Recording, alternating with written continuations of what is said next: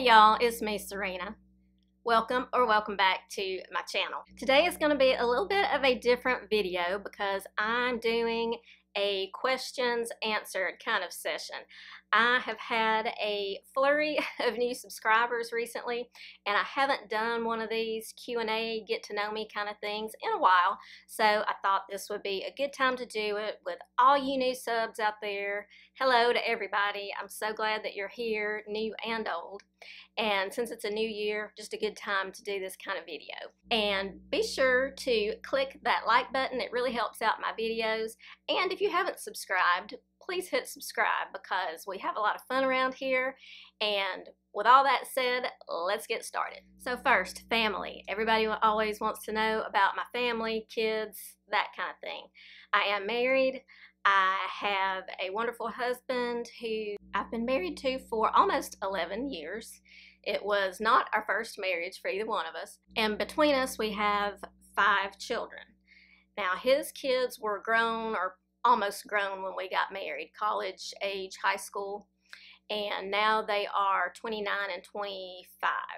Then I have 2 daughters from my first marriage, and they are both college age right now. My oldest is 21 and the younger one is about to turn 20. And then after my husband and I got married, we had a big surprise, and that is our son. He was determined to get here, I guess, because he surprised us all, and he is 9 years old and he'll be 10 in April. Yes, I had a baby when I was 43 years old. All just happened. You know, we weren't doing any kind of fertility treatments or anything like that. It just happened. So, and he keeps us on our toes and keeps us very busy. In addition to our kids, my husband has 1 grandchild who's 3, and he's about to have 2 more grandchildren because his daughter is expecting twins. So he's going to be a grandpa of 3 very soon. In addition to the kids and grandkids, we have our dogs. I know a lot of you have seen them on my reels on Instagram or in my videos. They are wire hair fox terriers. Their names are Louie and Coco, and they are my babies. I love them. I am stupidly obsessed with those dogs, and you may see them. They may come in here while I'm filming, who knows. But that rounds out our family. A question I was asked many times was, how did I get started? I started in 2021. And back during the pandemic, I guess, I really started watching a lot of YouTube. I was had just turned 50, and I was struggling with, how do I dress? I'm 50. I mean, not that there's a big difference between 49 and 50, but, I just didn't know what to wear. I didn't want to look like my daughters or like I was trying to look like my daughters, but I didn't want to age myself or look outdated. I just wanted to be current and relevant. So I started watching a lot of videos. I also started subscribing to several subscription boxes, right, because it was the pandemic. Didn't want to go out and shop, or couldn't. So I started Stitch Fix and all these different subscription boxes to try to update my wardrobe. And I started watching a lot of unboxing videos on YouTube. And I really enjoyed it, and it helped me to see other people in my age range try on this stuff and see what they liked and what they didn't, and get just style tips. And after a while I thought, well, I think I could do that. And I needed a hobby anyway, because outside of work and kids and the dogs, I didn't have a hobby that was just for me. So I started with nothing but my iPhone and a ring light tripod thing, and I made my first video. My very first video was a wantable unboxing, and in the beginning I did a lot of subscription box unboxings, but then over time I kind of got away from that and started doing more shopping hauls, outfit ideas, things like that. But that is how I got started, and some of the people that inspired me to get started were Laura over at Little Box of Happy, Angela Masson, and Teresa Renee 360, and I know there's others that I'm forgetting, but those are the ones that stand out. So that is how it all got started. This next question is college and career. You know, what did I do before YouTube? Well, I've done a lot of things. I feel like I've lived 3 separate lives. And one person asked, did I go to college? Yes, I went to college.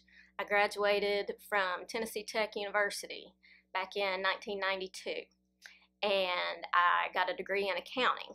And right out of school, I went to work for a CPA firm. And I worked there for a number of years, got my CPA license, and then went to work in private industry, not public accounting after that.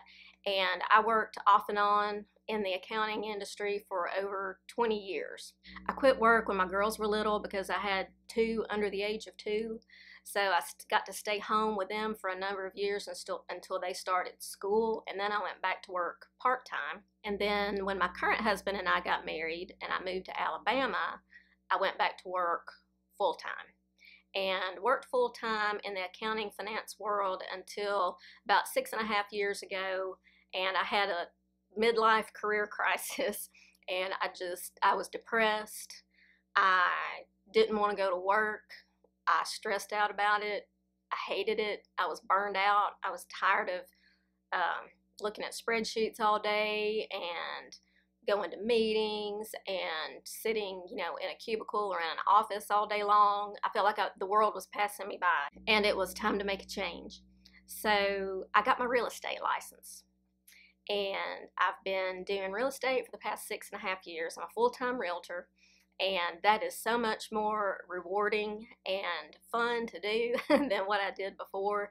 I've always had an interest in real estate, and with my numbers background, that helps me a lot too. But that's what I do now, and I love it. And it's more risky than the job I had before because it's 100% commission based. You don't get paid unless a sale closes. And you don't have any benefits or anything provided, so everything is through my husband's job, thank goodness. So that's what I do now. Okay, someone asked me what my proudest accomplishment and biggest regret was, and I really had to think about these because that's a tough one. Proudest accomplishment, I guess I would have to say my kids. I'm super proud of all 3 of them. All 3 are doing great. They're thriving, doing what they're supposed to be doing at the ages that they are. But something I'm still really, really proud of is passing the CPA exam and getting my CPA license. That was hard. I'm still very proud of that. Still have my certificate, in its frame and everything, because that's something that I'm very proud of. Even though I haven't practiced as a CPA for a long time, I'm still very proud of that. So that's right up there with a big accomplishment too. Biggest regret, I try not to look at regrets because looking backwards and living in the past is not a good thing to do. I think it's good to learn from your past but move forward. But if I had to pick my biggest regret, I think it was just not being more sure of myself when I was younger. Because now looking back, I was in my 20s, I was young, I didn't have wrinkles, I was in shape, I looked good, I was a CPA, I had it going on. And I was such an insecure person at that time. I was so unsure of myself. I had a very fragile ego, a low self-esteem. Even though I'd always been a high achiever, I had really low self-esteem. And now looking back on it, I've overcome a lot of those things, or I'm better. I haven't completely overcome them, but I'm better. But I guess that's my biggest regret, is not recognizing or knowing my worth back when I was young. So that's probably my biggest regret if I had to pick. Okay, this was a fun one. My favorite or happiest Christmas memory. And I had to think about this for a minute, but there are 2. 2 come to mind very distinctly. One, I was very young. I was probably 4, maybe 5 years old. And I remember waking up on Christmas morning. This is the first Christmas I remember. And I had a brand new kitchen set. And this was the 70s, so it was brown and it was made out of metal. And I remember the sink, it had this little reservoir underneath it that you could actually put water in and then pump this little handle, and water would actually come out of the faucet and then drain down the sink and recirculate. And I thought that was the neatest thing in the world. And I loved that little kitchen set, and I played with that thing and played with that thing countless hours. So that was a real happy memory for me. That was really exciting. And then the other Christmas memory that was really happy, and again, it's because of something I got that I really wanted, but I wanted the Barbie dream house. This one. I'll find a picture and put it right here. And I'd seen commercials for that thing. I wanted it so bad because I loved Barbies. I had a ton of Barbies, a whole trunk full of Barbie clothes. I had the Barbie Corvette, I had everything Barbie, but I didn't have that dream house. And I had wanted it, and I wasn't sure if I was going to get it.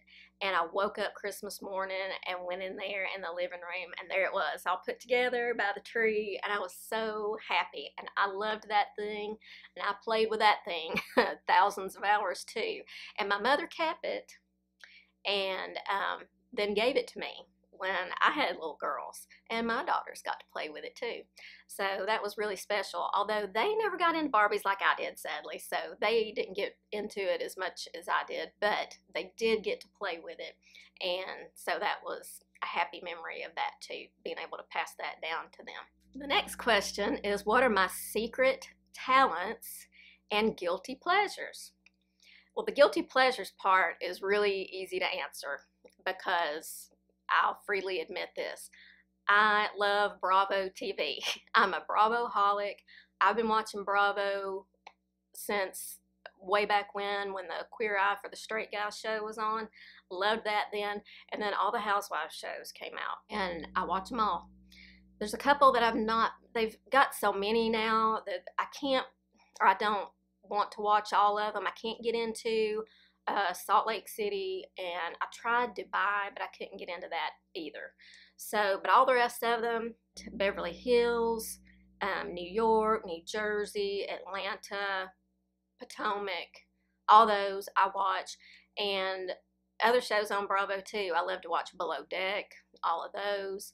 I love to watch the $1 Million Listing shows, of course. Since I'm in real estate, I'm very interested in those shows, so I watch $1 Million Listing New York and $1 Million Listing LA. And when we were in New York back in October, I sought out the office of one of the guys who's on $1 Million Listing New York. His name's Ryan Serhant, and we found his office, and I've got my picture made outside his office. I'll put that right here. And one of the ladies who works there actually saw me taking a picture and came out and talked to us and asked, do you watch the show and all this stuff. So she was nice. I didn't get to see him, but I talked to somebody from his office. So that's my guilty pleasure, is Bravo TV. Secret talent, that was a harder one to think of. But I guess if I had to pick a talent, I've always been a good dancer. And when I was in college, I tried out for and made the dance team. And which is crazy because I never took dance lessons growing up. I never took ballet, I never took tap, I never took anything. Of course, the dance team that I was on, it was more like jazz and hip hop and things like that. So not necessarily something that I needed to know classic dance training for. It would have come in handy, but I was able to pick up on it, and I was on the dance team for 3 years, and I was captain of it my last year. So, and that was a lot of fun. Made a lot of friends, and a lot of great memories of doing that in college, dancing and being with all those girls and performing at football games and basketball games. So I guess that's my secret talent that you guys didn't know about. Does my family watch my channel? My immediate family, no. None of them watch it. I mean, they've seen me, but it's not up their alley, so none of them watch it. I do have family members, cousins, and things like that who do watch my channel. So hello, if you're watching, and thank you. I do have friends that watch it. It's funny because even though I do this and I talk to you guys and thousands of people look at my videos, somehow that's different than doing it in real life. And sometimes I'm a little bit almost embarrassed to tell people I have a YouTube channel, but a lot of people do know when I tell them about it. But it's just so foreign to people if they're not involved in the creator world, or they don't watch a lot of YouTube. They just don't understand it. So it's very good to have other creator friends, and I'll talk about that in just a minute. But no, my immediate family does not watch my channel, but some of my female cousins and things do. Plans and goals for 2023.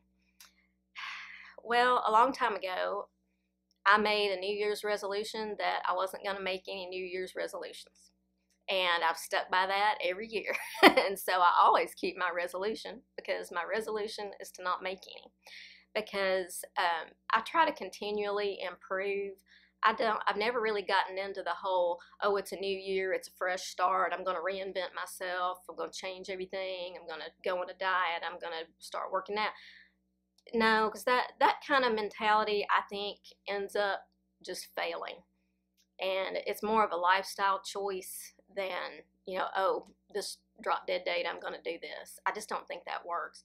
But I do have goals that I want to achieve. And this year, my goal, I want to get to 25,000 subscribers. You guys help me out. If you haven't subscribed, hit that thumbs up, hit that red button, and please subscribe and help me out. And tell your friends, because I would really love to hit. And that's an arbitrary number. You know, there's nothing magical about 25,000. That's just my goal. If I get there, I will feel great.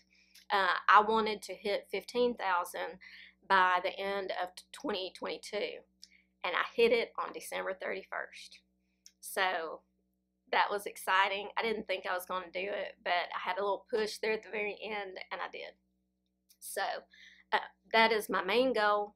I also want to do even more on Instagram and LTK in the coming year. I've gotten better. I post pretty much every day out on the LTK app, and if you haven't followed me over there, I'm Style with Serena on the LTK app and on Instagram.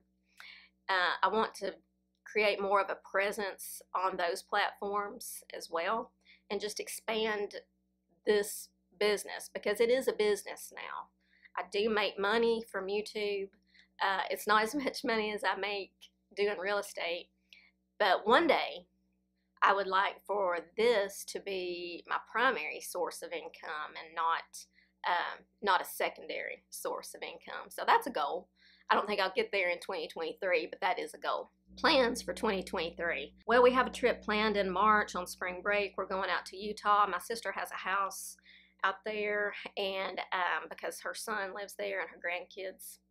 So we're going to go visit with them in March and ski and snowmobile and all the fun stuff. I've never been to Utah, so that's going to be an event. Neither has my husband or my son or my daughter, so that'll be an adventure. And then this summer, well, my husband has a lot of work trips coming up. He's going to be going to Seattle, he's going to be going to DC, and he's going to the Netherlands at some point during the year. And he would like for me to tag along to one or all of those trips. I won't be able to do all of them for sure, but hopefully I'll be able to tag along at least one of those trips of his this year. Next question. How long does it take? Let's see exactly what. How long does it take to film a video including editing? This kind of video where I'm just talking is easy. I will still have to edit it because I talk way too much. But if I'm doing a regular try-on video where I'm doing a haul or outfit ideas or something like that, where I'm showing various outfits, that takes at least 2 hours just for the filming, because I have the talking head portion that I'm filming, and then I'm doing the clothes, the try-on portion that I'm filming, and I have to film those separate. Obviously, I can't do both at the same time, and then I splice all that together during the editing process. So I would say at least 2 hours for the filming, because I have to factor in the outfit changes and all that.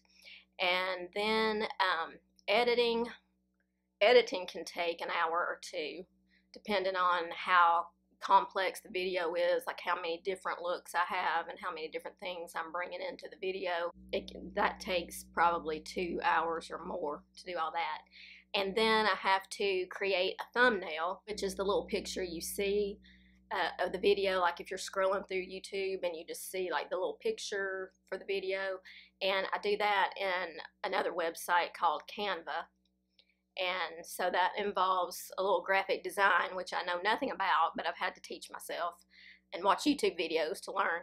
So that can take, I don't know, depending on what all's involved, 30 minutes to an hour to create a thumbnail. Sometimes not that long. So 2 hours filming, at least 2 hours editing, that's 4 hours, maybe another hour for doing Canva and whatnot. Then I have to upload everything to my laptop, my computer, where I do all my editing. That takes a little bit of time. And then actually posting it to YouTube actually takes time, because I have to put in my title and put everything in the description, all those links that I put in for you guys. Those take time to find the link, come back in there, put the link, put a caption on it, what it is, and do all that. So that takes time. That probably takes, depending on how many items I've got listed in the description, it takes at least 30 minutes, if not more, just to fill in the description box and do all that. So 5-6 hours per video, maybe, something like that. So it does take time. It takes a lot more time than you would think. And actually, I have a video, it's a very short video, behind the scenes of doing a YouTube video. And I will link it up here so you can watch it real quick. And it just shows a behind the scenes look at my little filming room here, which is also my office, and shows like the setup that I have when I'm getting ready to film. So if you want to take a look at that, you'll see a little bit more behind the scenes, what it's like in my filming room. Next question, have I met any creators, or are there any I would like to meet? Oh my gosh, yes. I've not met any in person yet, but there are so many that I would love to meet. And I would love to meet Teresa Renee 360. I actually talk to Teresa just about every day, or we text back and forth. And so I'm in regular communication with her. She is so sweet, and if you don't subscribe to her channel, go do it now. I'll post a comment down below with links to all these people's channels so you can check them out if you haven't. But Teresa has been my biggest cheerleader, and she kind of took me under her wing a little earlier in my YouTube career, and she has helped me so much, and I wouldn't be near as successful or where I am today without her help. She has no idea how much she has helped me, so thank you, Teresa. I love you. So I would love to meet her in person. I would like to meet Marnie, Miss Gold Girl. I love her channel, and I think she is so great at what she does. I would love to meet her and talk to her about how she got started and what helped her along the way, and just get more knowledge. I would love to meet Angela Masson, because she just seems like so much fun. I would love to meet her. And other people that I talk to and that I would also like to meet, Life and Style by Liz. She and I talk back and forth some, or message back and forth, and I will link her channel down below. She's over 50 as well. She lives up in Buffalo, New York area. Charlotte from The Daily with Charlotte Z. I talk to her and text back and forth with her some, and she is super sweet. She's younger. I think she's over 40, but she's not 50 yet. But she looks fantastic. She's in incredible shape. She does a lot of the same kind of videos I do, you know, affordable shopping, Walmart, things like Amazon, things like that. Another one that I chat with from time to time that I would love to meet in person is Jennifer Lynn from Jennifer Lynn Living. I think that's what she is over on Instagram. I think her channel here is just Jennifer Lynn. But like I said, I will link all these people down below. I would love to meet all of them. And this is exciting. I found out that there's another creator that live in our genre that lives about 20 minutes away from me, and it is Deneen with Deneen's Fashions. Deneen has a channel, and I'll link it down below, and she does a lot on Instagram too. She does a reel every day on Instagram. So and I am actually meeting her next week. we have talked and we decided to meet up. And who knows, maybe in the future we might do some kind of collab video or something. That would be fun. So I'm getting to meet my first other creator next week, and she's right here, local here, the Huntsville, Alabama area. I got this question: do I go to church regularly? And the simple answer is no, I don't. I belong to a church, I'm a member, and I go occasionally.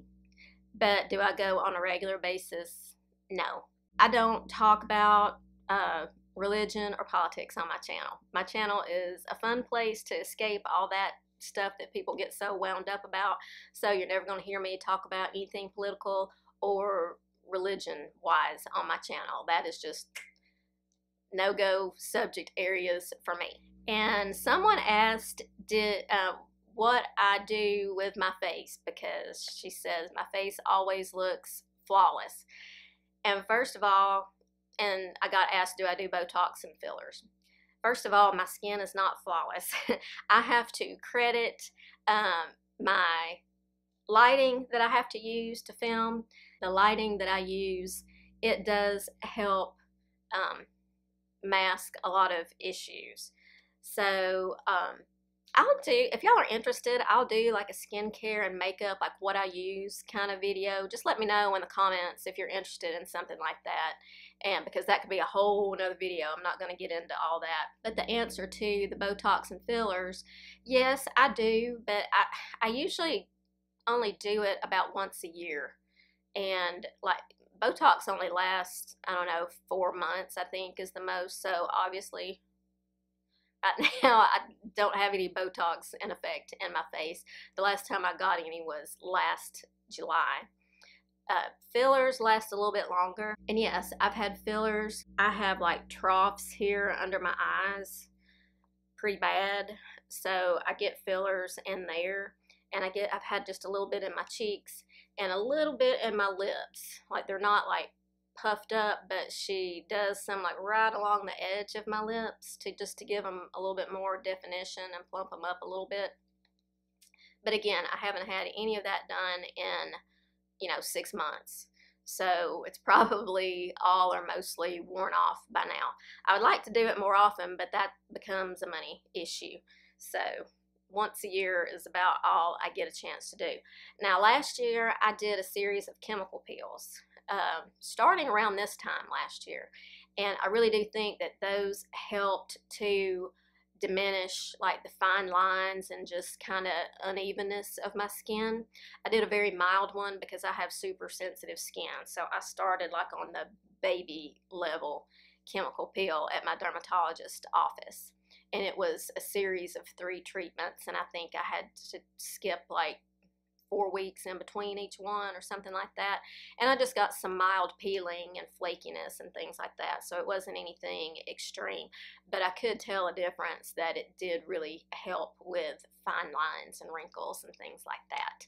So I would be interested in doing something like that again. I've also done the microneedling in the past, and that is supposed to plump up your skin and stimulate collagen production. And I've done the radio frequency microneedling, which sends some kind of frequency down into your skin when the needles go in there. That really helps to like rejuvenate your skin, and it's supposed to stimulate collagen. So a few years ago I did like a series of 3 of those microneedling things, and then I've been back like twice to have it done again, but I haven't done that in a couple of years. But just all those little things, if I did more, it'd probably be better. I like maintaining what I have because it does make a difference. My mother took care of her skin, and she never got out in the sun, which, I've already got that strike against me because I did. But she, when she passed away, she was 68, but she sure didn't look it. And so I want to take care, but she took care of herself. She took care of her skin, and I want to take care of what I've got. If you have questions that you want to know the answer to, and I didn't answer them today, please leave a comment to this video and let me know what they are, and I'll try to answer them. Just kind of like throw in one question to answer in my upcoming videos. So maybe not a full-blown Q&A video, but I'll just throw these in. So leave any comments if there's anything else you would like to know. Thank you so much for watching. Thank you for your interest and your support. I love you all, and I appreciate you all so much. And until I see you in my next video, have a stylish day. Bye-bye.